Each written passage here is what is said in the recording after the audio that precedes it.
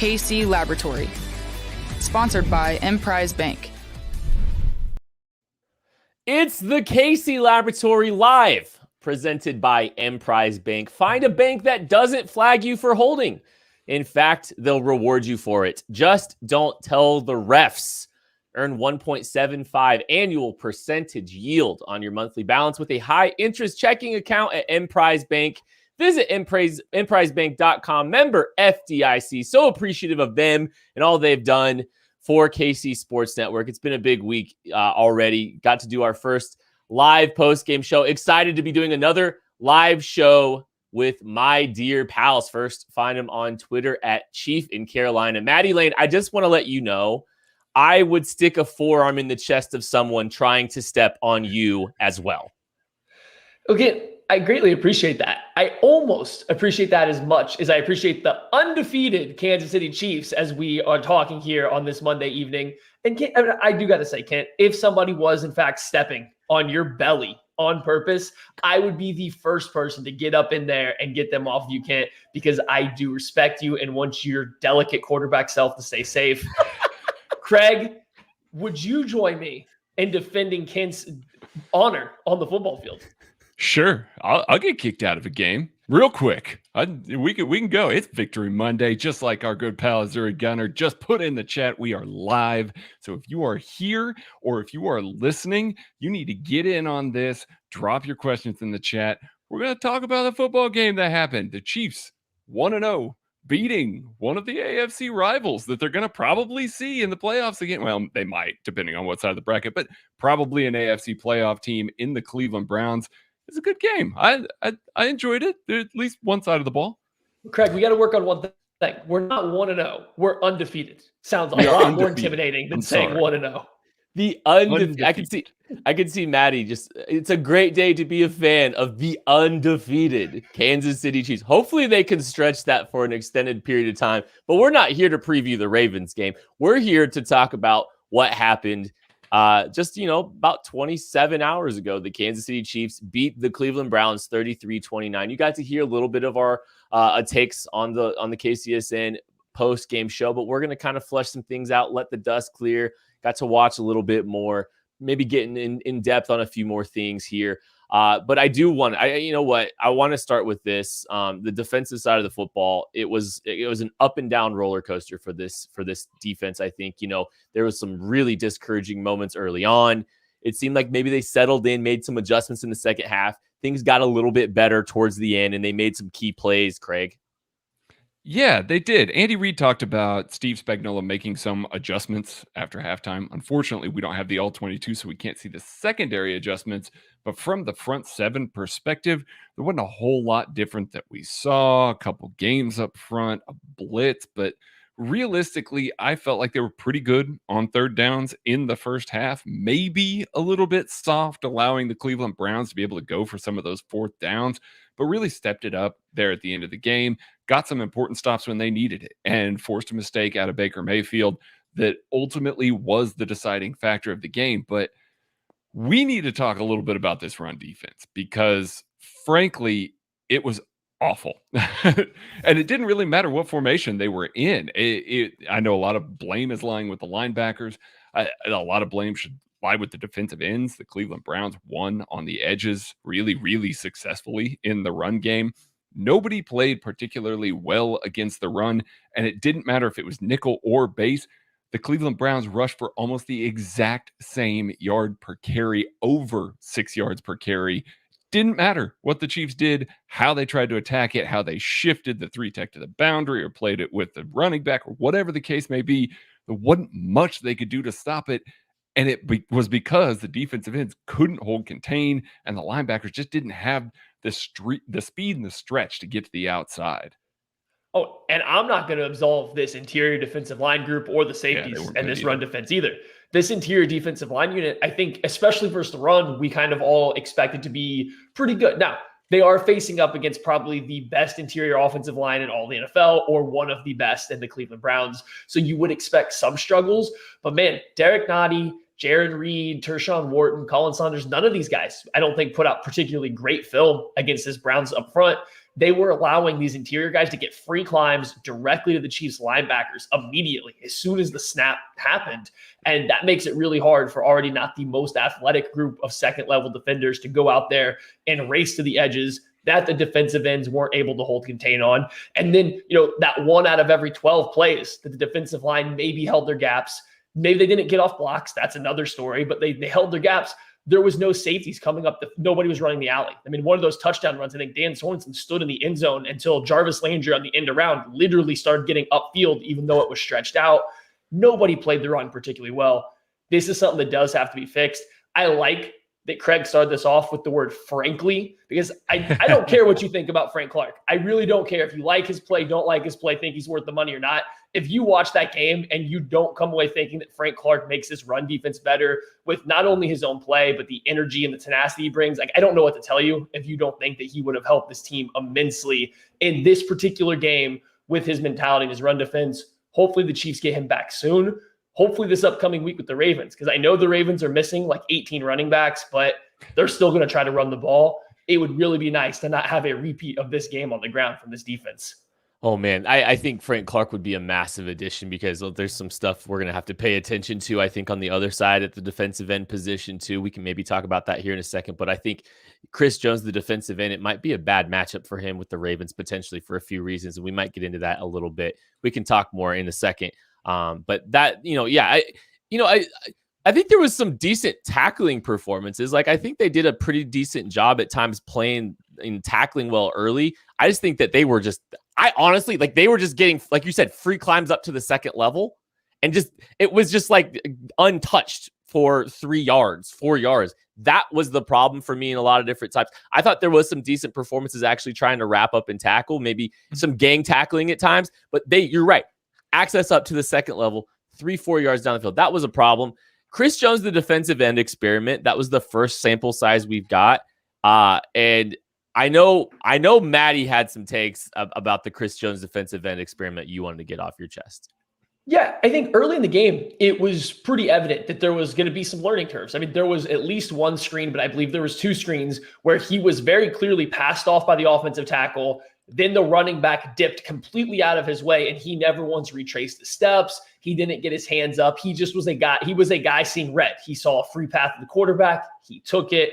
The screen was dumped in behind him. There was another run play. I believe it was one of the touchdowns. The tight end was able to just stretch Chris Jones out, and Chris Jones held contain on the play. But this is Steve Spagnuolo's defense. Your job as a defensive end isn't to hold contain versus a tight end. You own the C gap. It's your gap. You get through the tight end into the tackle and make that gap yours. Chris Jones should dominate a tight end in that situation. So, yeah, I do think there were some learning moments for Chris Jones, especially early in the game. I don't think he got beat too much by scheme. They actually kind of ran away from him, let him chase stuff down the backside. So that was good. I just think there was some more playing time at defensive end, and you can start to get a better idea of what he's looking like, because I think he was able to be just a step behind in some of the technical aspects. Chris Jones as a pass rusher didn't show up for 3 quarters. I don't mean nobody did at all besides him, but didn't show up for 3 quarters. Then all of a sudden in the 4th quarter, Chris Jones, the pass rusher, took over. He made that backup left tackle look pitiful. He beat Jack Conklin really bad on a play. Like, he took over in that 4th quarter. So that's what you needed to see. You needed to see Chris Jones come in, big money time, ask for big money players, and Chris Jones was just that as a pass rusher. So you do see where he wins as a pass rusher from being out wide. It looked good. Once he started really trying, it looked really good. I just do think you are going to get a lot of ups and downs with him out there because he's still learning a new position.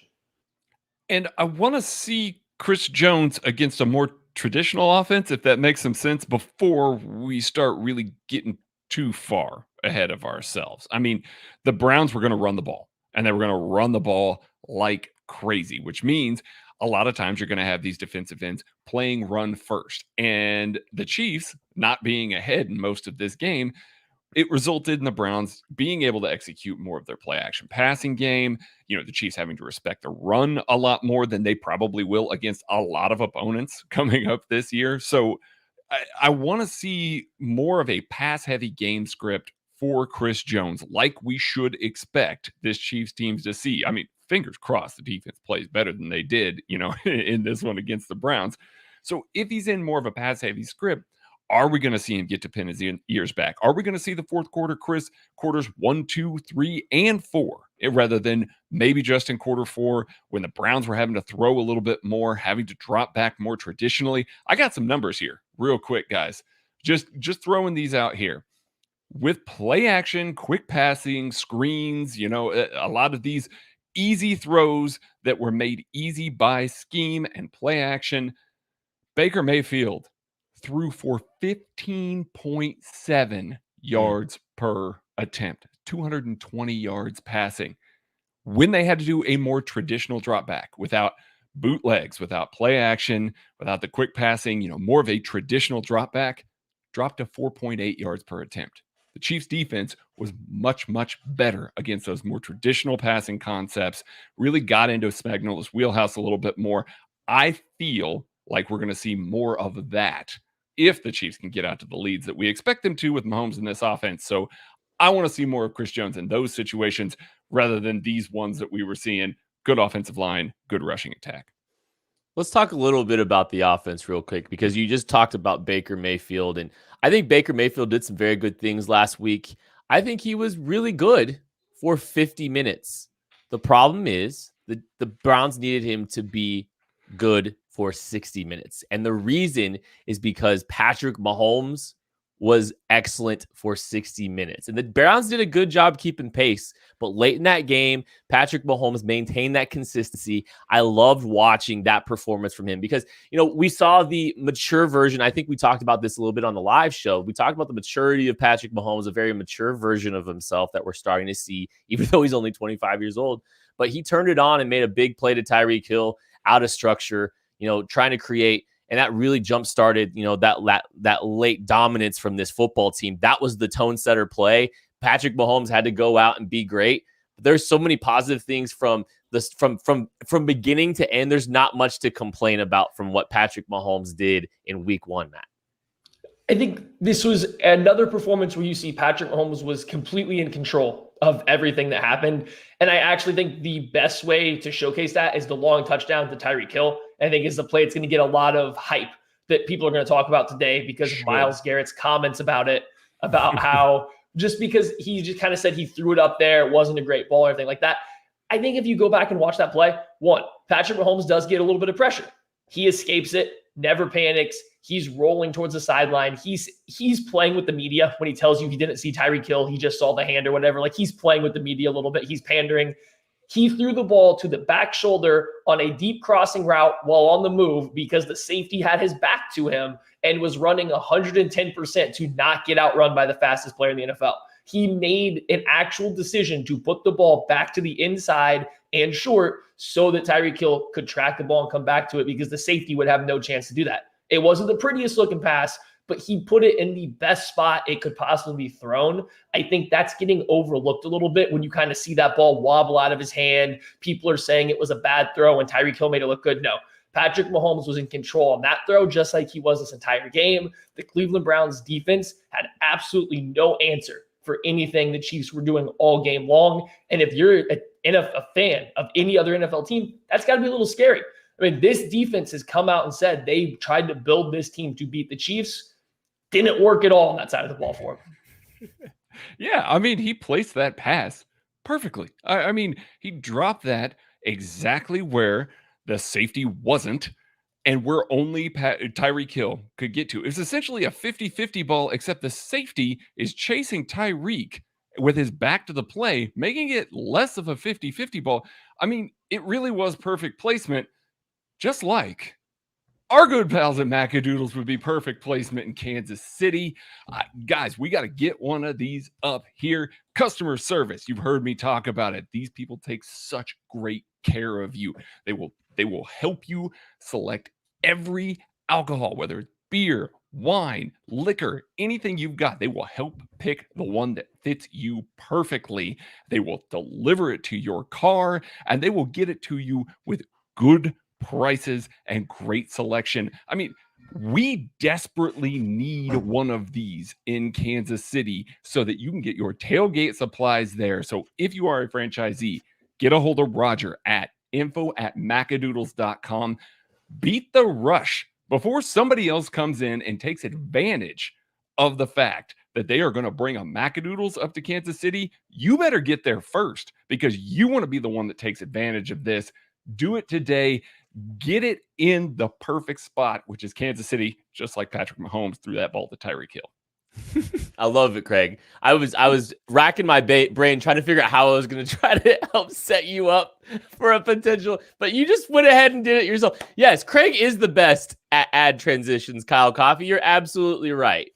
And I mean, he's the best at a lot of things. Let's just be honest. Stop. Well, listen, I think Craig's so good at ad transitions, we can just plan on leaving him out on an island to come up with these on his own, kind of like the Chiefs do with their offensive tackles.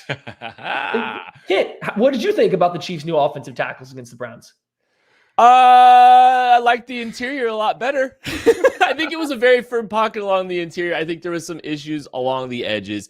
And not to say that it was, I don't think it was as bad as some people have portrayed it, maybe perhaps. In the Twitter sphere, in the media sphere, where they're the two worst tackles that played this week. But I do think there was some growing pains. I think mostly on the right side. I thought Lucas Niang kind of had some struggles in week one compared to Orlando Brown. I think it was Niang that I think had more struggles. Not to say Brown is completely absolved, but there was a lot. The athleticism, I think, it's going to be it's a glaring weakness for both of these guys. It's not, neither of these guys look particularly athletic. They don't look as comfortable getting out. But they're just trying to wash guys wide a lot right now. I mean, and that's to Mahomes' credit, he's done a really good job of adapting to that. He's trusting that interior, that firm pocket. But these guys are just trying to wash these guys wide, and Patrick Mahomes is having to step up. It wasn't the prettiest performance in the world by any stretch of the word, but I think there's room to grow. I think there's room to build on. Both of these guys will get a little bit more comfortable. You got to remember, this is Lucas Niang's first game ever. This is Orlando Brown's first game in Andy Reid's offense, where, look at where he's come from too. So there's a lot of nuance to that take, I guess, but it wasn't the prettiest thing. And I don't think with these two offensive tackles, you are going to get the prettiest pass sets. You're not going to get the prettiest plays in pass protection. You're going to get a lot of it got the job done. And I was quickly skimming through as fast as I could some of the game again this morning. That's what I saw a lot of. I think the Chiefs actually went well out of their way to make sure that they created a designated pocket, like an actual firm pocket for Patrick Mahomes to step up into. And these offensive tackles, much more than years past, because there's some physical limitations, weren't trying to match these edge rushers, 10, 11, 12 yards up the field. They were getting to 8 and 9 yards and then just trying to make sure those defensive ends couldn't curl back underneath and come from behind Mahomes in the pocket. They were sticking to the back hip. They were trying to drive them up and wide, like Kent was saying. And that interior of the offensive line did such a good job of just giving Patrick Mahomes places to step up. There was, a good 3, 4, 5 plays minimum where Patrick Mahomes stepped up to evade what would have been a really deep edge rush into a pristine pocket and then delivered a pass. So I think the offensive tackles actually played relatively well for what they were asked to do. I think there's you got to kind of shift our minds. We don't have Eric Fisher, who's one of the best athletes to ever come out of, college football as an offensive tackle. Mitchell Schwartz, who maybe wasn't that kind of athlete, but was so good technically speaking that he could cover all that ground. It's not going to look the same, but what these guys did, I think, was really good for what the Chiefs are trying to do. Now, that last sack on 3rd and 10, it's going to happen.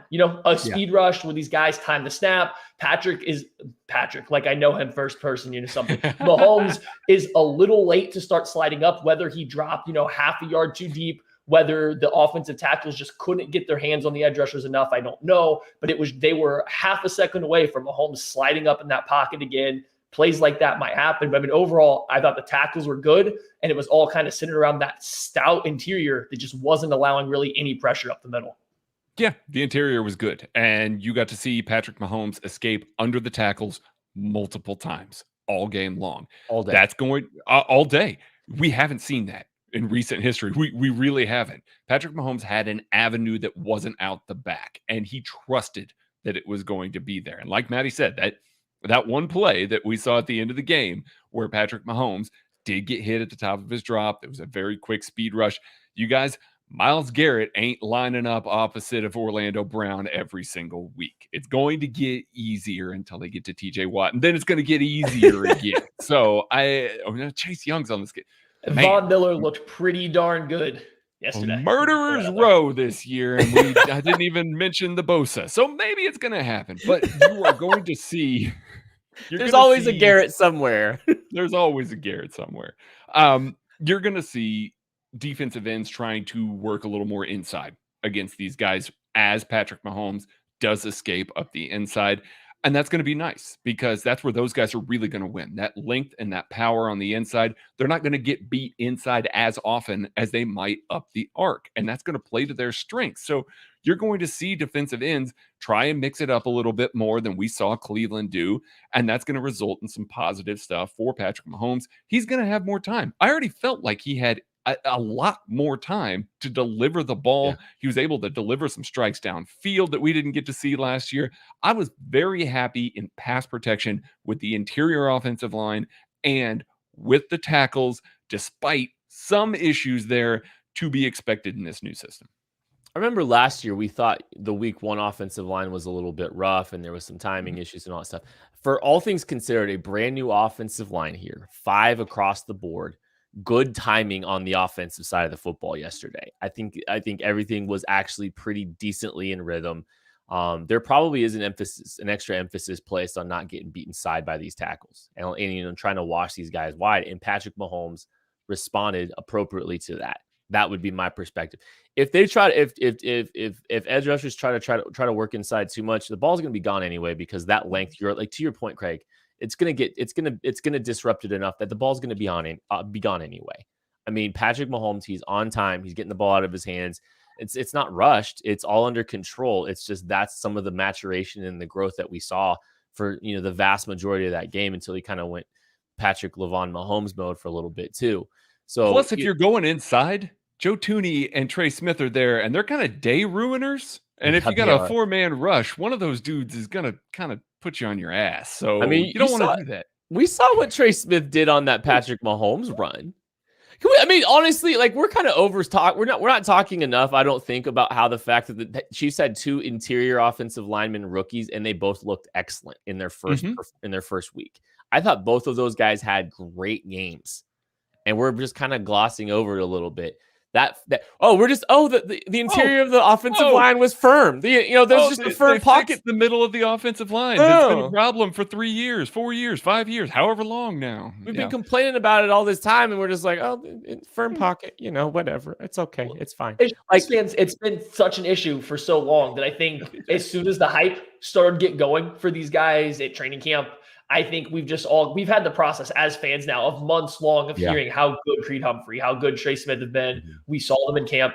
We saw them in the preseason. I think we kind of expected this, but we should still talk about it because it was really good. I think Creed Humphrey didn't allow pressure. Trey Smith might have been credited with 1 at one point in time, but some of the stuff he was able to do in the run game has been Trey Smith and Lucas Niang working together off that right-hand side in the run game. They create a lot of space. They can really move some bodies. Those 2 of them specifically, those are 2 really big, strong guys. So I do think that we kind of should spend a little bit more time on the interior, but I also don't know what else there is to say other than they played really darn good. They didn't get beat. The Chiefs didn't run the ball a ton, and when they did, it was mostly based because Cleveland was giving them space. And so, we kind of did ish there. That's a different topic. We'll get to that. We're going to get to the Chiefs run game later. Okay, we have a segment coming up later on that we are going to get to this Chiefs run game a little bit. But I just think as far as the blocking goes, Creed Humphrey, Trey Smith, even Joe Thuney, you can lump them in there. All these guys were doing a really good job. I don't really have many holes to nitpick until you can get to see all 22, which we may or may not get. It's hard to tell you everything that they did really, really well. But just regular watching the replay, that interior, it looks like it's trending in the right direction. So you should be excited if you're a fan. And we can get into the run blocking here in a second, but I want to make one other point. That the field goal at the beginning of the game, which all of us were kind of starting to stress out about at the end. Obviously, we don't forget that it was a questionable Joe Thuney hold from being first and goal at the 1. And that really set that whole possession back. And I didn't like the hold call, if I'm being honest. I thought it was pretty weak, especially, refs, it was weak. It was weak. There was some selling going. Yeah. It was pretty weak. Where do you guys sit on that field goal call? So you're vehemently against it, huh, Kent? You hated the call to kick the field goal. I didn't love it at the time. I didn't love it. No, I didn't. Correct. I'm numb to it because that's what Andy always does. Like I'm just numb to it. Yeah. So that's where I was going to go next, though. To me, that decision, while I would have gone for it if I was head coach of a team, that decision in that moment was like, yeah, Andy's simply saying, this is the statement saying, we've been here before, and guess what? We know we're going to be back to the red zone. We don't need to steal points against the Browns. We don't need to. We know we're going to come back down and score again. There's no reason to match you tit for tat going for these fourth downs when we're in, chip shot field goal range. So on one hand, like I do get people that wanted to go for it, but on the other hand, I actually think it was kind of like a posturing move by Andy Reid to say, yeah, I don't have to chase your touchdown right now because we are going to get our points. And guess what? They did. Shocking.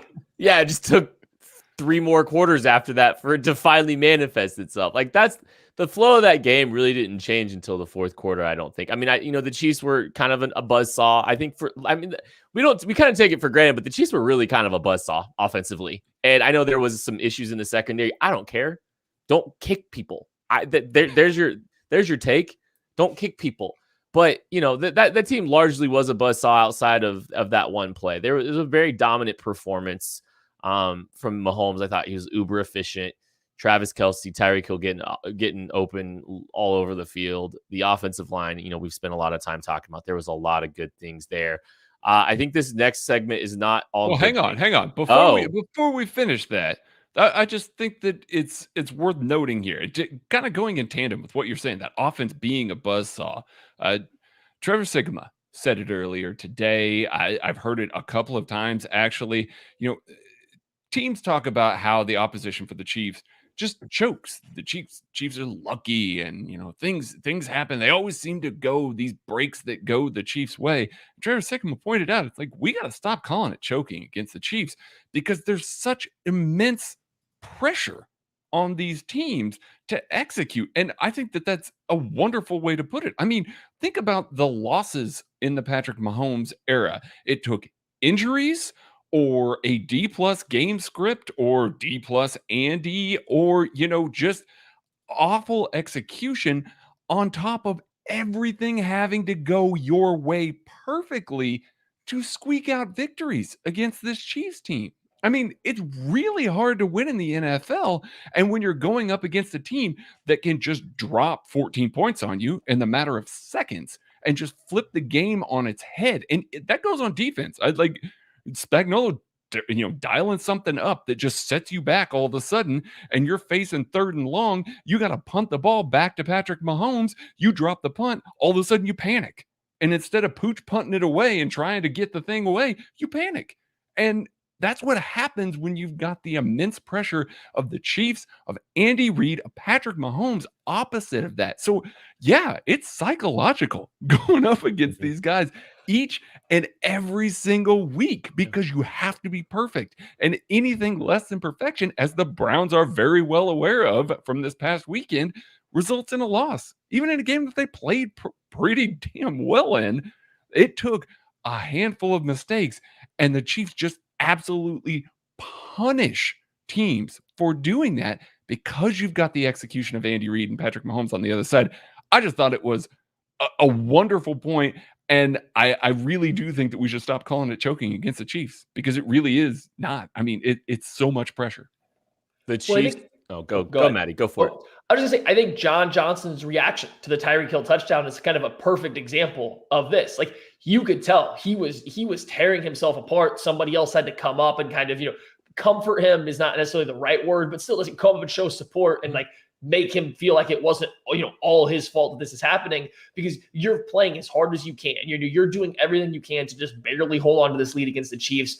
And then you just give up that play, which that play can happen any single play against the Chiefs. That play's always right there. It's always a millisecond away from happening. And you can just see how soul crushing it is for opponents. You can go back to Mahomes' rookie year and all the viral videos of everybody put together reactions of defenders when he's making these throws. Little things like that, they play a part. You get all these fourth quarter comebacks, Andy Reid being undefeated in September, all weeks, and then you start racking up these ridiculous plays. Like, there is so much pressure to play any NFL game, but especially against this iteration of the Kansas City Chiefs with Patrick Mahomes, with Andy Reid, with Steve Spagnuolo, who I think, played a relatively vanilla game without Tyrann Mathieu and being Really week vanilla. 1, but something crazy is going to come. Ask Baker Mayfield in the last play of the game, that interception. Like, it's always right there. There is so much to prepare for when you play the Chiefs. And even when you prepare and execute 100% correctly, guess what? There's still a chance that it doesn't work because that's how good this team is. Imagine doing that for 60 straight minutes. That's what you're going up against. You can be 100% right for 60 minutes and it still might not matter. Mm-hmm. And the Chiefs didn't blink, even though they were down 12. They didn't blink the entirety of the game, and that's kind of speaking to all this stuff we're talking about. They're just waiting. They're just waiting for them to make that one mistake. And the last 10 minutes of that game didn't go great for the Browns. The Browns blinked, and that's why they're the third best team in the AFC, and why there's a huge gap between them and the Chiefs. And now we look at the Chiefs. The Chiefs are one game up on, I think, probably their two biggest contenders in the AFC, the Bills and the Browns. Those are probably the two teams that have the best chance of competing with this team in January at Arrowhead after the Chiefs have secured the only bye in the AFC, which they're on their way to. And now they're one game ahead on both of the two top contenders, I think, in that. All right, Maddie, you have a segment you want us to do here? Yeah, let's go. I do. So I just wanted to come out with a controversial corner. So this is just a nice little corner of this live stream, this live podcast that we're going to here, where we're all going to have just one controversial take that you guys listening, the majority of you are probably going to disagree with. Now, maybe not. We could be a little bit off base in what's going to be controversial or not. We don't know what everyone's thinking. But just based on some interactions that I've had across the timeline and just what I've seen people say, I think we all probably have some hot takes. They're not all going to be negative. They're not all going to be positive. But we just have some takes we're going to get off our chest. And I know someone who's got a big take they want to talk about. So Rant Swanson, the floor is yours. Let's hear a little bit about whatever your hot take is you're bringing to Controversial Corner. It feels good to be here at Controversial Corner. I tell you what, if this was happening yesterday, I'm recording. If this was happening yesterday, you would probably get Rant, because Rant gets mad. I might get mad still. I don't know. I'm just really disappointed. I'm really disappointed in third-year wide receiver Mecole Hardman. That was not a confidence-inducing game from the, by the way, third-year receiver. There is no excuse ever to say, well, he's young. There's less than half of his rookie contract left in Kansas City. So maybe he's young, but the mistakes that he made this week, the Chiefs are having to live with now. And maybe he's matured enough on someone else's team with his second contract, and he'll still be young. But the performance we saw this week was unacceptable from him, because it had nothing to do with his speed. It had nothing to do with his route running ability. It had nothing to do with his physical capabilities. It had everything to do with little attention to detail. He pulled up short on a second and long, 1 yard short of the line to gain. So the Chiefs had to bring out the bulldozer to take a snap and quarterback sneak the next play. Wait. I love that, though. It was pretty cool. We could have seen it next week, though. Come on. We gotta keep stuff in the bag here. Proceed. It was an unacceptable moment because there was no one within any distance of him. He was avoiding getting a hit. There was a secondary players closing, but there was an extra yard to get there easily, maybe two. And instead, he pulled up short. I don't know if it was a lack of situational awareness, a lack of being not wanting to get hit. I don't know. He might have also missed. He might have almost lost his helmet on the sidelines on a special team snap. These are little things that should not be happening in year 3. The Chiefs have 4 years of him left or under club control.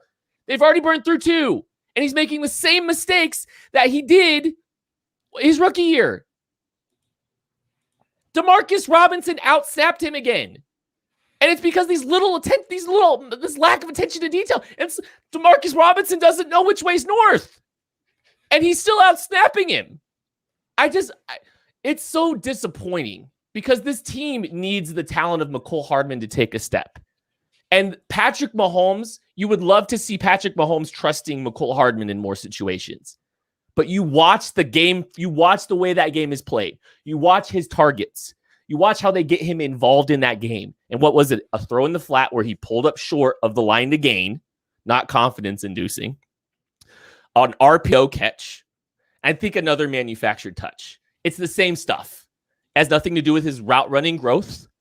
There's not a lot of plays happening down the field. And that's what's so disappointing is he is still the same guy. He is the gadget player that catches a deep ball every 4 games. That being said, it could be this week. This might be a good week upcoming for him to catch one of those plays, which would be great. Then everybody's going to be in my mention saying, see, I told you first. So anyways, he's had success against the Ravens. And exactly, I think going into this game, I think this game kind of played out a lot on how I anticipated it for him, unfortunately, because it was a defense that was going to play. They were going to stop deep passes. They were going to force everything to come underneath and everything like that. So you kind of anticipated it coming like this. However, that being said, it's a little hot on this corner right now. The controversial corner is getting a little too warm. So I'm gonna bring it down a peg. I think we're going to go a little bit more somber. I'm getting a little worried, a little disappointed in the lack of development from Clyde Edwards-Helaire. Like we talked earlier about how this run blocking was getting a lot better. They added some extra schemes, and this offensive line, I think, blocked it pretty well. I don't think that Clyde Edwards-Helaire is running great behind this offensive line.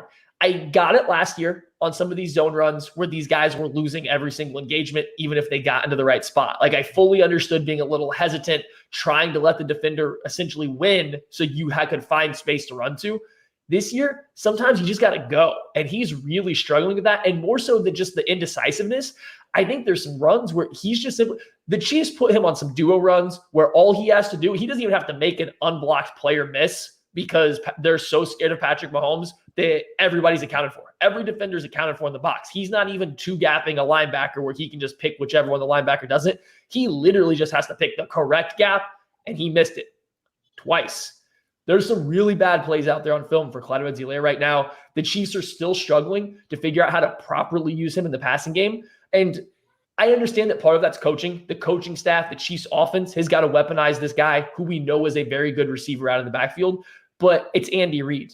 It's Eric Bieniemy. This isn't a coaching staff that you can really say, hey, do they know how to use a running back in the passing game? I think we can put that check mark that box for this coaching staff. So the fact that Clyde Edwards-Helaire is still just catching late passes in the flat, still just kind of getting, screen routes is all it's getting called up for him. They're not dialing up man beaters, zone beaters for him. Makes me think it's a little bit with him. You add that on to the rushing issues that I think he's starting to showcase more and more with this more varied rushing scheme.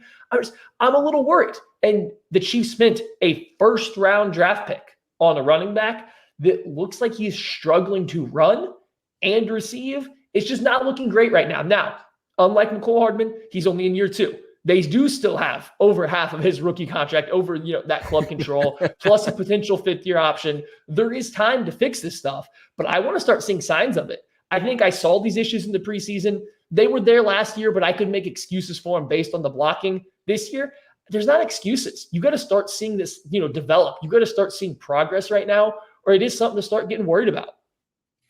All right. You two are too negative. You're just too negative. My controversial corner is going to be a positive thing. And guess what, guys? Dave Tobe was right.